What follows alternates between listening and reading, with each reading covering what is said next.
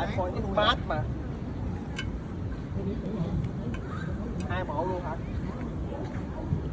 Con mình lái máy bơi. Quay ổng đi. Đây là cùng sáng nè. Chân hỏng mà. Đây là phi công già. Phi công già lấy máy bay. Chuẩn bị lái máy bay. Chim luôn. Quay cho ổng đi. Trời ơi, cụ tại cay với siêu hụ rồi. Quá đẳng cấp. Quá dữ. Siêu hụ rồi. Bay xa quá, mất sóng. Nó mất rồi.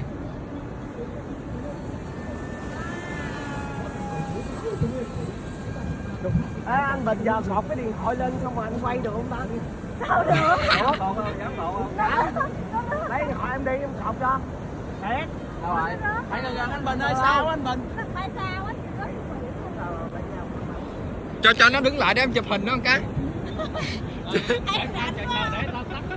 Để tao tắt máy đi giống anh Hùng Mỹ như vậy vậy. Gấp. Sao tự nhiên tắt được rồi? Sao tự nhiên iPhone bị gì vậy? Cái này quay đẹp quá không? Bay xa lắm luôn á.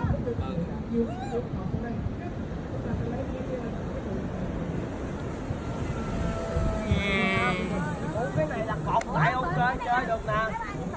Để em cột cái điện thoại em lên cho. Cái đẹp vậy nó lúc mà.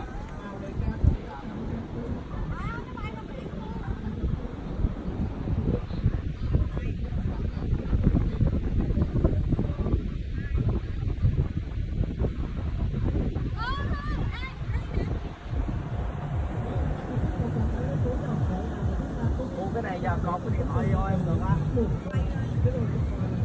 Sẽ có bằng keo quấn lại hả anh Bình ha? Ha. Mà phải có cái gì làm cái chân cho nó đúng cái điện thoại rồi đóng đúng không?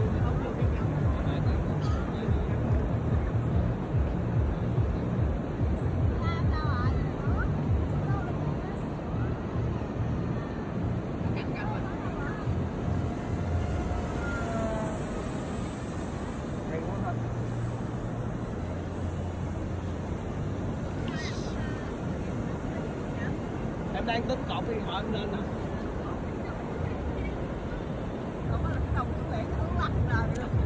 Dám chơi mà.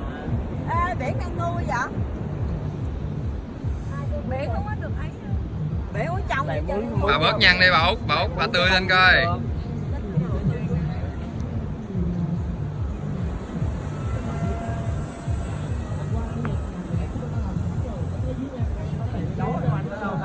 Mua trái banh cái mình đá banh. Đá gì? Cái tên là bóng chuyền nè. Đội nam đá với đội nữ. Giao lưu. Đẹp ghê luôn á. Mình chấp mà. Không phát nổi đâu. Em bỏ trái. Chấp luôn. Chấp 2 trái hả? Sao phải giặt cái mẹ? Vô điện phát cửa mày. 6 đứng nó vô trời. Đâu giờ đi tắm.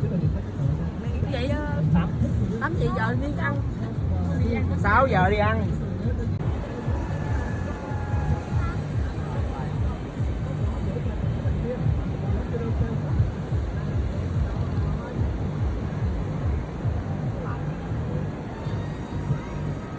Sao á anh Bình?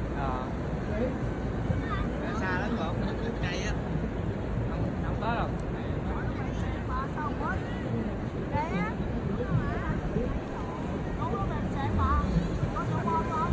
Xong điều khiển được hay vậy ta. Quá trời nút mà không đứng. Có 2 cây gặt á. Cái nút kia biết làm gì không biết thôi. Quẹo nó lên.